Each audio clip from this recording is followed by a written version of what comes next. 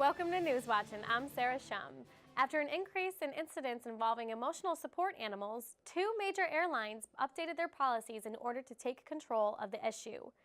Our correspondent, Alexa Luciano, is at the scene with more on the story. Alexa? Thank you, Sarah. I'm here in Newark Airport as Delta Airlines and United Airlines recently released a new policy indicating that passengers flying with either emotional support animals or service animals are required to bring in extra documentation in order to prove that these animals are in fact either emotional support animals or service animals. This documentation includes certification that animals are properly trained to behave in public, forms of health and vaccination, along with signed letters from either their doctors or mental physicians. According to Delta, this new policy will affect both emotional and service animals, while according to United Airlines, it will solely affect emotional support animals. According to Delta, service animals are animals that assist with disabilities such as blindness or deaf, while emotional support animals assist with emotional disabilities such as stress or anxiety due to flying. Recently, there has been a 75% increase in emotional support animal incidences with United Airlines from February 2017 to 2018. According to Delta, there has been an 84% increase in emotional and service incidences since 2016, such as urination, defecation, and biting.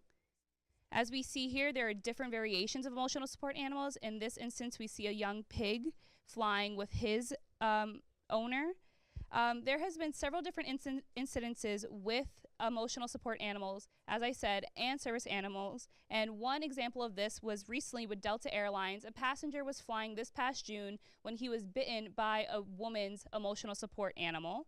And recently, according to United Airlines, this past January, a woman was flying with her emotional support peacock and was denied entry to her flight because the peacock did not meet the proper requirements for flying due to its weight and size. Sarah?